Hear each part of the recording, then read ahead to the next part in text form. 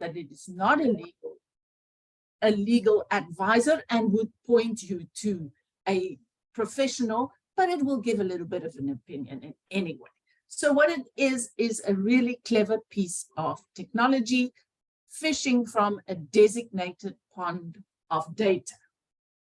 And what is cool about it is that it curates information for you, and it can enter into a conversation about it. So that is what sort of differentiates it from earlier kind of, yes, there's information, this is what we have kind of thing. So OpenAI launched the play around version on the 30th of November. And the cool thing about ChatGPT is that it claims to be able to speak 95 natural languages, but I'm sure that if you have tried to communicate with it in your natural language, you have found that, hey, it's trying its best, just like any second or third language speaker would make a few mistakes. ChatGPT still makes mistakes, but it is learning as it carries on because it was primarily trained in English. So English will obviously be its first language and all the others second and third language. Very impressive is that it can also do a range of programming and code languages. So common tasks, generating, curating text, completing tasks. So you can give it a sentence and say, okay, please can you complete? It can make summaries for you. And if you give it a piece of text and categories and explain what you want to do, it can categorize that for you. And of course, enter into a conversation, translate from one language to another. And then about the code, it can debug your code. So if you see your code is running, but it's not, it's giving errors and stuff, you can give it to ChatGPT and it will try to debug for you. It can actually write code. It can convert code from one coding language to another. So if you've written code in Java and you want it in C+ or whatever, you can ask it to do it and it will do that. And then it can also explain code. So if you get hold of a piece of code and you're not exactly sure what it can or could do, you can throw it in there and it can explain to you what that code can do for you. So all kinds of cool stuff that this clever technology can do. When I looked at it, I thought, yeah, how will I use it? What will I do? So in my research work, one of the immediate things that I would and have played around with is to ask it to generate a catchy headline or a tagline or something for a piece of writing. It's really good at that. Especially, I'm sure all of you, Louis, I see the nod, because sometimes after you've written, you think, what is or a scenario title or a set of scenario titles.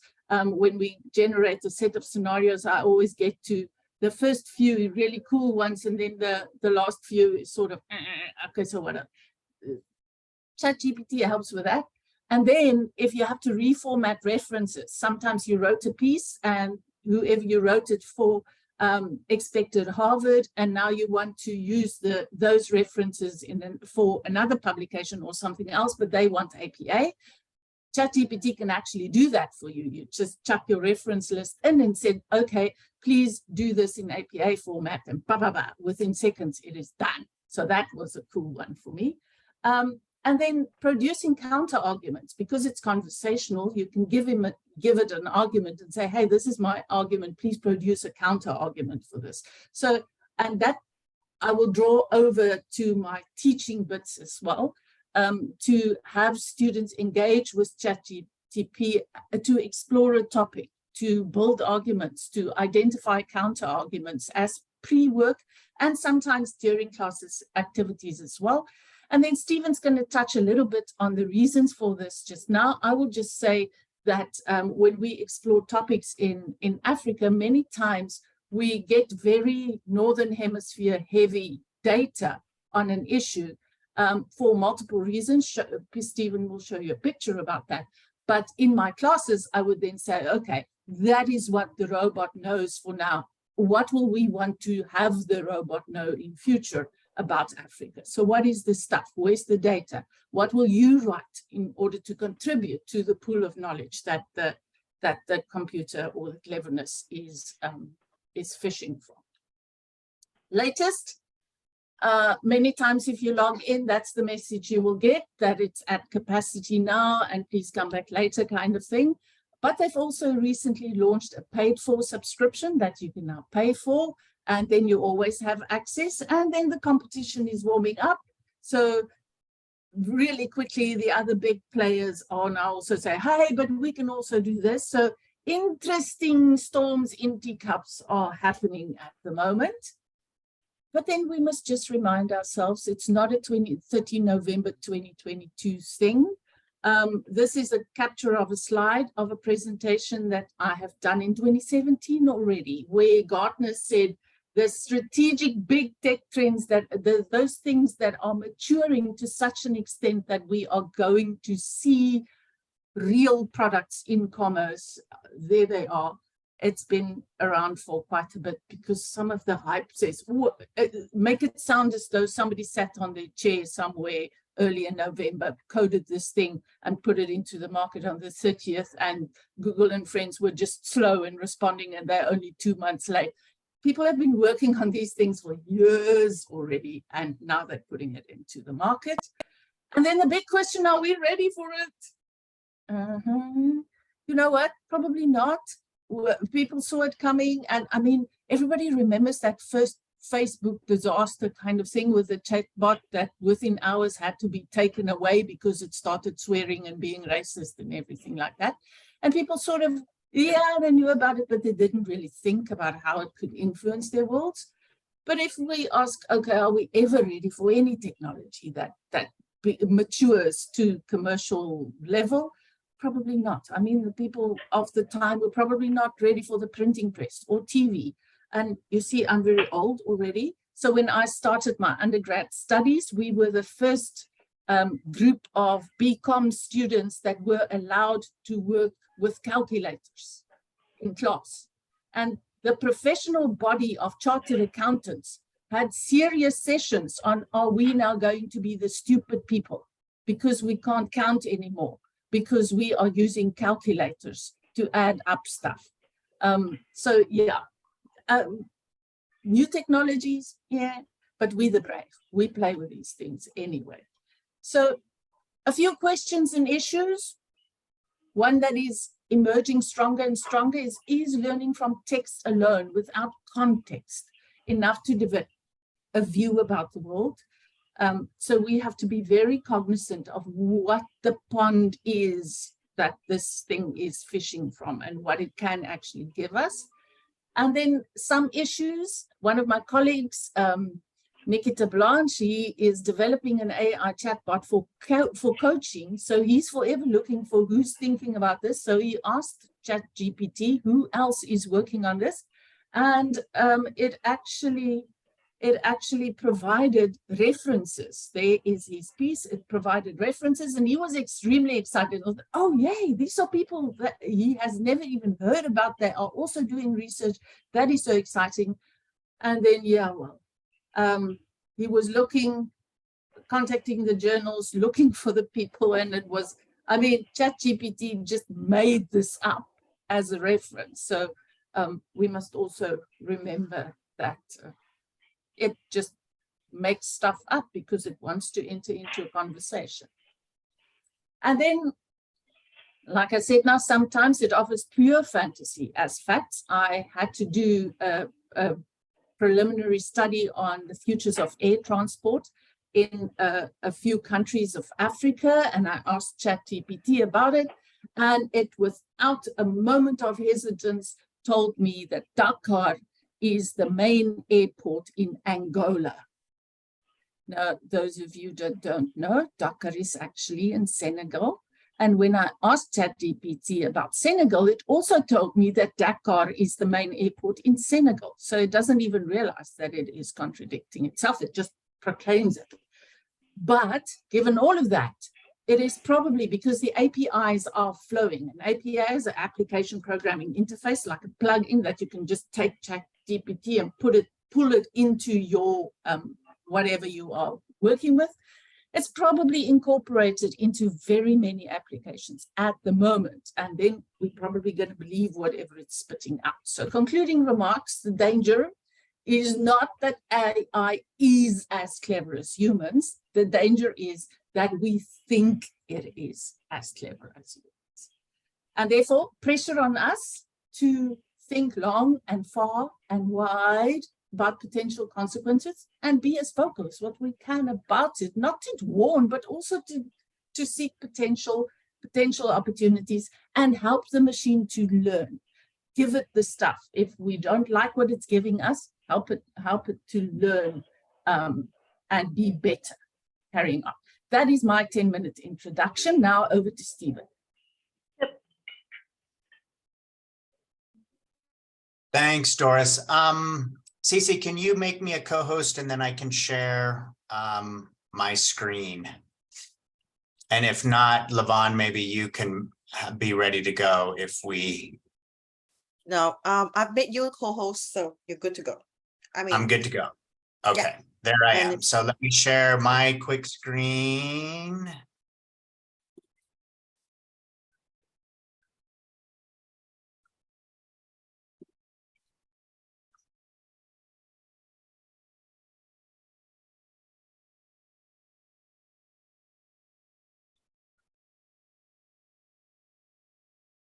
Okay, so just real quick, just for those of you who have not played with it, this is what the interface looks like. Bottom of the bar where you enter it and so forth. I'm guessing most of you have played with it, so I'm not going to spend much time there. I did ask GPT, what is our community? And here is its response. And Doris and I are a little befuddled because supposedly 2021 is kind of the cutoff date of data, and we're less than a year old. So evidently some stuff is floating out there on the community of practice. We can read this later or just go into ChatGPT yourself. But you know, when they produce this sort of summary of the community of practice, you know, I thought it was pretty impressive. So I think we're going to be impressed with some things, and then as Doris mentioned, we're not going to be impressed. And so I asked it, well, where did you find this information? And it says my knowledge cutoff date is 2021. Is my information I provided? It says it's generally accurate, but there may be stuff it's unaware of. So self-reflection, maybe not so successful, but I was kind of hoping that it would say, but it says I don't have access to the internet to find information. So this is still, I think, a puzzle to us. So when you get the recording or just Google it, because I Googled it, or not Googled it, what is the verb now that we're using for this? Are we GPTing it? Or we don't have language for this yet, but I did it twice and it had the exact same, it was the exact same narrative. So I know sometimes GPT will change its narrative. So then, as Doris mentioned here, this is not just ChatGPT, but this is all AI and a global bias. So look at that big fat American bubble. This is not obesity. This is not an obesity map. This is where information is coming from around the world. So where Doris and I sit, Kenya and South Africa, we're in the anorexic Africa right there. But this would explain some way why Doris was finding Dakar as the airport in Angola. So what I wanted to do was, I was really keen on the environmental scanning side of things. And so, you know, when I Googled this, you know, I wonder if AI is just becoming a buzzword. So it gave me the list of the top 10 sort of tools to help researchers. And I use Google Scholar, I use Mendeley, and I use Grammarly. I would not consider these AI oriented tools, but we can have a discussion about that later. So I wanted to look at what are some alternatives that we could possibly use in foresight work. So 3 of them came to mind. Some of these you may be familiar with, others maybe not. So if you have deep pockets, Shaping Tomorrow is a great sort of environmental scanning sort of platform. If you have $300 a month as a solo user, great. So I think Shaping Tomorrow really is geared more toward a corporate sort of client who wants to set that up. So I'm not going to spend time. I did not spend $300 to experiment with Shaping Tomorrow. I did experiment with Scholarcy. This is $8 a month, $72 annually.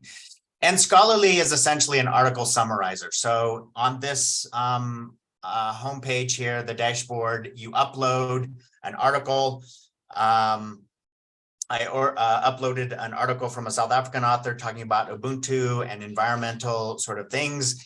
It runs this very quick sort of, and I'll just run you through this, but it does allow you to export it to a Word document. So you can essentially take a 10, 15, 30 page PDF and get a 1-2 page sort of summary. So I'm just going to flip through some of the elements that it brought up. So it will identify key concepts from the article. It will provide you with an abstract and then some internal links if you don't necessarily know what those are. And my understanding is the blue, if you combine the two blue components, you get a shorter abstract, and otherwise you can use this full abstract. It gives you a synopsis of what this looks like, some of its highlights, and I'm just giving you snapshots of it. You can scroll down, there's more than just what is on I wanted to do this in a PowerPoint for fear that I wouldn't have access to the Wi-Fi, which did happen. I lost it as we were starting the meeting, and I'm now on a dongle. Scholarly summary. So it'll give you an introduction and then a comparative sort of analysis. So I think this is really helpful. I kind of thought that it would be a tool that you could upload. So a lot of us I know probably have different domains, different sectors where we're doing our own environmental scanning. And I was hoping that it could take 15 PDFs on Africa's youth bulge and actually produce a summary of all those articles. It doesn't look like it does, but hopefully maybe someone in this room does know of what that tool is. So we're going to do some crowdsourcing of ideas here toward the end. The last one here is Itonics. This is €25 a month. And this is a little more of an extensive sort of platform that enables you to set up tools and looking at different trends and then building some things out of that. So here's an example of, I was looking at the future of work. It produces these radar maps that you can add other filters into it, other tags, other trends. And then when you click on these the little colored dots, it gives you a little perspective on that. So one thing I've always liked is the World Economic Forum's radar maps that look very similar to this. Those are already kind of set by the World Economic Forum, but it sounds like this is something that enables you to build some other radar maps that you would want to use. Then it also has the strategic planning sort of tool. This is really geared more for business and innovation, where you're trying to launch a product and you're wanting to look at all the trends happening in various sort of spaces. But kind of just a really nice sort of map here that you can build out. And then there was this article, I'm having it down here at the bottom. So I think this is important for us to think about, that AI, I think, will help, decrease some of the time and helping with environmental scanning and helping set up these signals and so forth. I think the interface, the platforms to do that, we're still working on that. For example, Scholarly will help do one article at a time. I'm still going to have to bring all those together. Although there was a way to insert text into Scholarly. So I guess you could actually combine 15 Word documents into one Word document and then see if it could run something on all of that together. And then just here, adopting AI tools needs to amplify business capabilities. So I think, again, this is environmental scanning for Itonics. This is an Itonics article. They're still putting this very much in a business kind of technology sort of space. I work more in the social change, NGO, faith-based organization sort of space. And then this is maybe not as important. But I wanted to just end on this note. It says AI cannot replicate human analyst environmental scanning processes. However, AI significantly reduces time spent and increases data analysis outputs. So I don't know if this is a positive or a negative note for us to end on, that all of us, we are potentially not going to be replaced by AI. There is a tool out there that enables you to input your current career